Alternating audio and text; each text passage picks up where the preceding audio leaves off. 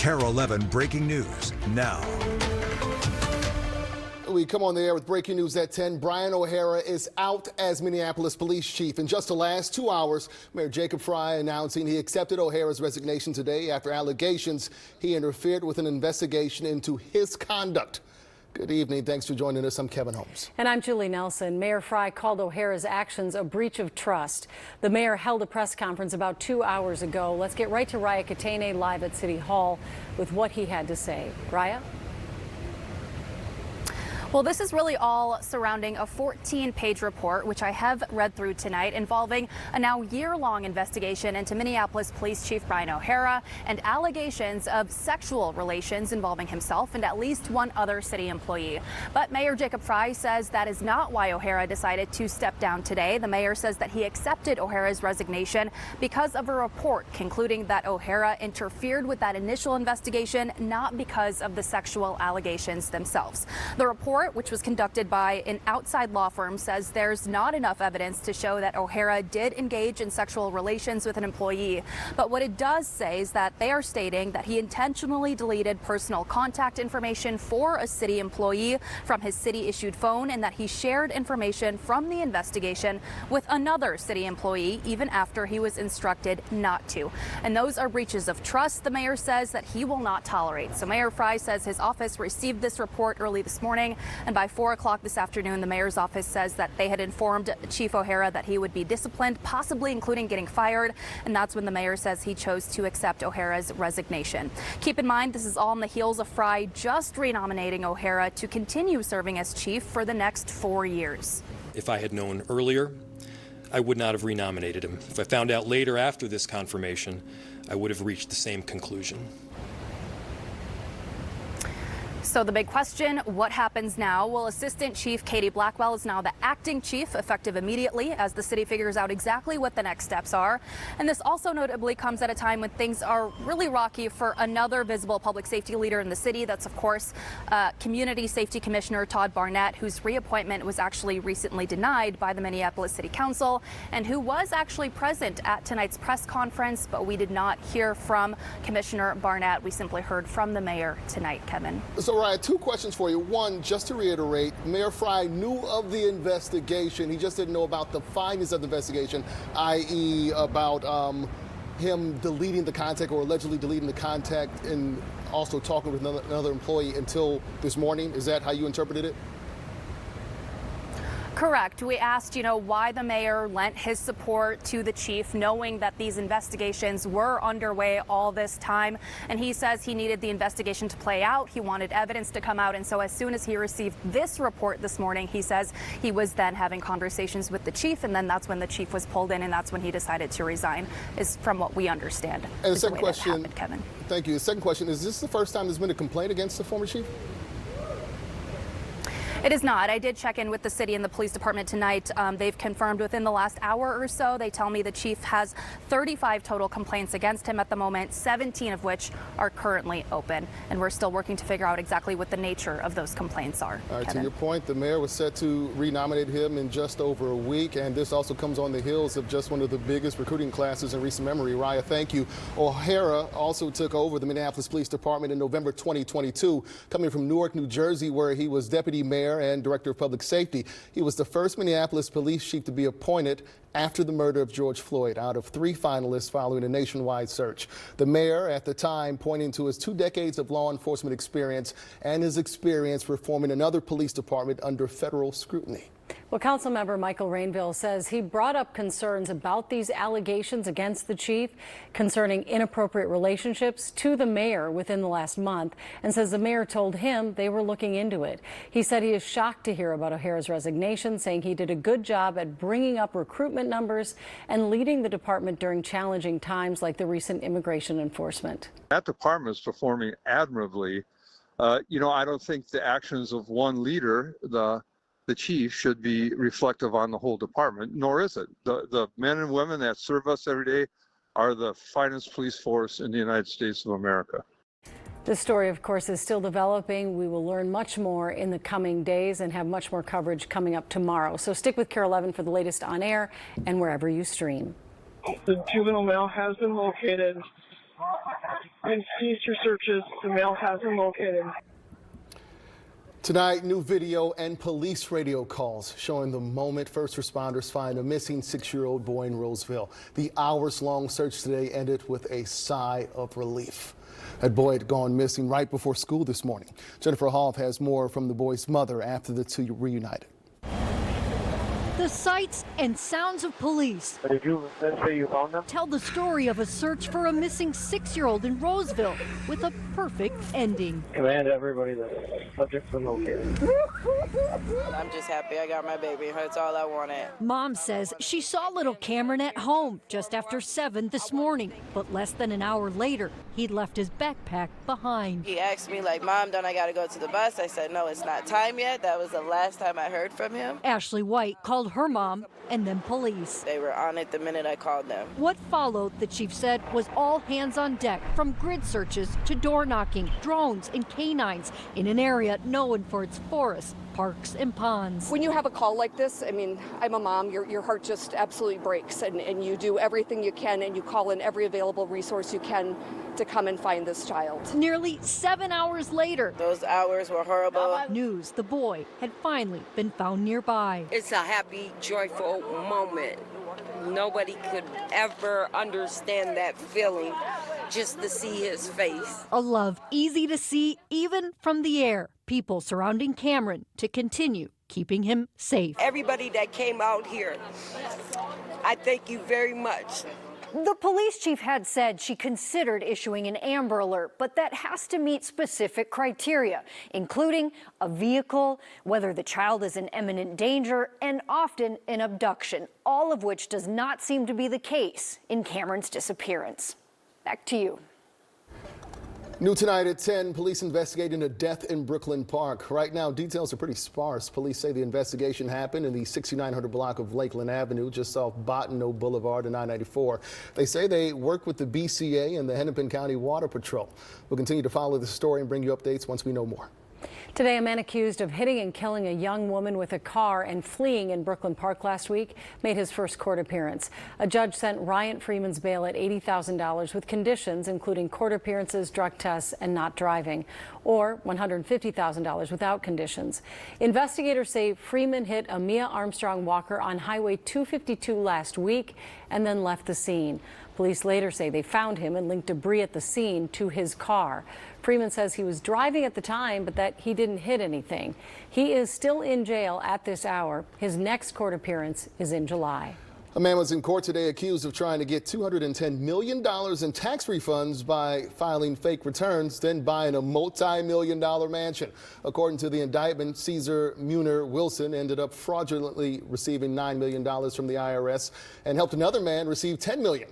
The house on Lake Cynthia by Prior Lake cost him $2.6 million. Court documents say Wilson considers himself a sovereign citizen who believes some laws don't apply to him. Today, he was in court because prosecutors worry he's trying to help others in the sovereign citizen community with tax paperwork. All right, let's turn to weather now. A live look at radar. It was a little busy tonight. Rain to our southeast. Most of us, however, will stay dry. Let's check in with Chief Meteorologist. That's right, Chief Meteorologist John Ziegler in the backyard. Welcome to the 10 p.m. newscast, all right. John. I don't have to blush because I'm literally red from it being 90 degrees all day. But thank you, Julie. Thank you, Kevin. You guys have been awesome. And thanks to everybody at home for the support. You know what? I wanted some storms tonight just to make me feel safe and comfortable because I like it a little hectic and chaotic, and that's what we had earlier today. Now it's just hot. 80 degrees sitting out here. Now, who had the rain? Well, you can see it, 61 in Brainerd. Again, 61 degrees up there. That's from that rain-cooled air mass, and you can see the thunderstorms started in Brainerd. There was a boundary up there. We had a chance here in the metro, and it stayed east and south. I would take the rain if we could get it. You can see down there south of Rochester. What happens is these create outflow boundaries, and the storms create more storms. And that's why you're seeing this just south of I-90. These are blowing up. We've got a chance, I guess, on these storms over here towards Eau Claire, because they are going to create, again, what we call an outflow boundary, but it seems to be weakening. Watch those ones towards Red Wing. Watch this right there, how they just didn't make it. Now, that hurt our chance in the metro here for storms this evening. So the percentages for rain are going down. That means we're looking at an even hotter night. We'll take a look at some very dry, very hot weather in your full forecast. There we go. Today, loved ones honoring a Minneapolis grandmother who died in the spot where she was killed by a stray bullet 10 years ago today. Family members unveiling the new Bertel Beeks Way sign on 21st Avenue in North Penn at 6:03 as the minute the first shot spotter alert came in. The stray bullet hit Beeks as she sat in her car with her 16-year-old granddaughter in the back seat. Family members remembering her as someone who looked out for her North Side community. In fact, her daughter Bunny saying she's grateful her mother's name won't be forgotten. For me personally, is that people will see this, remember a grandmother's life was taken way too soon, and that it could happen to anyone, and that they should put the guns down because we need safer communities. Her loved ones say this sign isn't just for her family, but the entire community. In fact, the hope is when people stop by, they remember Bertel for being a loving and caring person. Well, we are days away from high school graduations beginning at U.S. Bank Stadium. A first for many districts after their leaders with the University of Minnesota announced late last year they would not be hosting ceremonies at Mariucci anymore. Last year, Mariucci hosted more than 20 high school commencements. In October, leaders said they were, quote, a significant strain on the university's limited resources that is no longer sustainable. Last year, 2 people were shot outside of Mariucci after one of those high school graduations. With the change, many districts are now paying nearly double to host graduation ceremonies at U.S. Bank Stadium. And this includes the largest school district in the state, Anoka-Hennepin, which will have 4 high schools graduating there on Sunday with more than 3,000 students. Having talked with other districts that have previously been at U.S. Bank, they've been really pleased with that experience. They've continued to come back as well, especially those districts that have larger graduating classes. When you have that big of a class, it's nice to have a space that's, that it's reliable, it's big, people can count on it. Well, not all school districts that had to pivot at the last minute are having their ceremonies at U.S. Bank. Among them, Eastern Carver County School District. They are hosting their graduation back on school property for the first time in decades. Still ahead here at 10, our first look inside the new Asia Village inside the Northtown Mall. Then, belts off, laptops out, but what do you do with the box of live bees at the airport? We're buzzing with that story. We'll be right back. Imagine being in school without the ability to raise your hand. That was a reality for a little girl starting her grade school years with a rare congenital condition. She may not be able to lift her arms, but her voice is now being lifted with the help of a high school robotics team. Morgan Wolf has more on the innovation helping a first grader in Moorhead feel included. So a map gives a bird's eye view. Inside a Moorhead Elementary classroom. What kind of map is this, friends? Curiosity is on the map. Weather maps use symbols that show the weather. Every question, very good, opens the door to a new Amara discovery. Do you want to raise your hand? And for some like Amara, participation. Where are we right now, Amara? Is the first step on a journey. We are on the news. To confidence. This is true. We are on the news. She loves to learn, and her ability to hear things is the most important thing to her. Is there a grocery store in your neighborhood? Yeah. She has arthrogryposis. She can't see due to optic septic dysplasia. No sight or function of her arms. Map symbols stand for what, Amara? But her voice. A box. Is growing stronger. Bookstores? Yeah. She's just her own personality, which is probably the best one that I've ever met. This winter, Mom Samantha was told high schoolers. It's an awesome project that they had a plan. Really took the lead on. They have been invaluable to us. The robotics team engineered a solution to make sure Amara wasn't left out. We decided that the little screen panel would probably be the best in terms of durability. They wanted to make it perfect for her. Frequent visits to measure her chair. They worked with teachers creating this device that she can press to flash a hand on this screen. We ultimately decided that it was going to be a quick motion with her head to activate that switch on and off. She is able to share things like her classmates are. Raising her hand her way. She is initiating and asking people questions. Her communication skills develop. What does the elephant say? Since receiving her hand, her teachers That's good. have watched her grow. She loves to sing. Day Saturday after day. Days of the week. Amara feels definitely more independent. Of course. Seeing her actually use it and its real application, it feels pretty good. The fact that they wanted to help a younger peer Just shows so much about their own character. What about the robotics team? Her hand. Yep, they made the hand. Are you happy? Yeah. There's some lessons that you don't need a textbook to teach. We've got big plans for that robotics team. Is the puppy mama? Yes. An example that every day Button on. Oh. is a good day Puppy! to give a helping hand. I'm very appreciative that they could even think of something like this for her. In Moorhead, Morgan Wolf, Winding up. KARE 11 News. Love that. Innovation leading to independence and inclusion, right? The robotics team came up with its prototype in December, upgraded it in February. Now they're working on a new model that has button switches for toys she can use. Fantastic. All right. John joining us now with a look at a very summer-like forecast. A lot of people excited. I mean, it's good. I was hoping selfishly for a little more activity to track over the next week. Not that I love bad weather. I like good weather. But you're very good at tracking the bad weather. I get it. Something tells me you'll get your fair share on this shift. June is the most active month of the year here. Mm-hmm. A lot of Minnesotans don't know that. I didn't know that, I guess. June 14th, June 15th, the two most active days. Ben Derry gave me that stat. Doing the stat machine. But yeah, I always was surprised about that. I was like, you would think it would be June. People are like, oh, June sunshine. No, June is that's the stormy month. So. All right, we've been warned. May has been disappointing. We have not seen a lot of rain. In fact, we need more. Now, the storm setup that we have right now is more of a pop-up thunderstorm. High 80s and low 90s. This is straight to July, and it is hot outside. Now, the backyard, it's very warm. I mean, we're still hanging around 80 degrees. So this is late July. What does that mean when we're talking about a storm threat? Well, the storms don't typically move in late July, so less people actually get the storm. That's exactly what we ended up seeing here this afternoon and tonight. So again, who has the cooler air? Where it's rain cooled.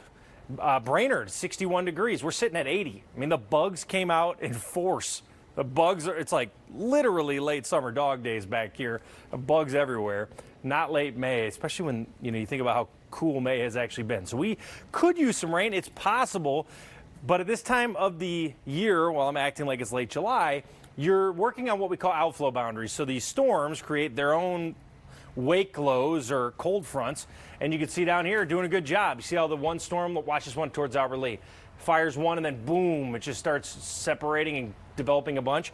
I thought that was possible here on this Eau Claire one, but it's disappointed. This is what I mean when I talk about storms that really don't have movement. They develop and dump a lot of rain for like 3% of our audience. Let's go in here and take a look at Brainerd, for example. Brainerd Airport, 0.05 inches. This is estimating 0.2, but you can see Lake Edward, 0.9. Breezy Point, nothing. Motley, 1.7. Emily, nothing. Garrison, 2.3. I mean, it was completely hit or miss. So we go to this May rainfall deficit, and you can see areas like Rochester almost 3 inches off that. Brainerd, you've seen a whopping 0.47. At the airport, even if you had today, you're at about ½ an inch. So can we get rain? Well, tonight, probably not. You see maybe a chance in Wilmer. I can't say 0. I would say 10%. Now, as we go to tomorrow, same deal, except even more isolated. There's going to be a boundary out in western Minnesota. I would give the Twin Cities 20% chance of rain. It's so isolated in nature. The timing of this tomorrow would be the classic 3 to 7, and then it's going to go away. So tomorrow morning, it's warm and it's mainly quiet. It'd be great if we had rain. Can't bank on it. Again, starting off warm. Look at this. 11 a.m. already at 82 degrees. So dressing the kiddos, dress them properly here. Tomorrow, 89 again. We're not going to put any rain symbols on there while the rain is possible. It's just not probable. Again, so unlikely. And if you look at the next 6 or 7 day forecast, I'm reminding you of this. This is the most active time of the year. I'm not just saying that. It actually is. In fact, June is the most active tornado month of the year. There's no rain to be seen. Enjoy the weather. I know Belinda's going to be liking this forecast. This one's for you, Belle. Low 80s. Everyone at KARE 11 knows this story is just for me. K-pop powerhouse BTS teaming up with Oreo for its latest cookie. The Oreo cream will be hotteok flavored. That's a brown sugar stuffed pancake, a popular South Korean street food. The cookie wafer is the band's signature purple color. The BTS Oreo goes on sale Monday in 80 countries.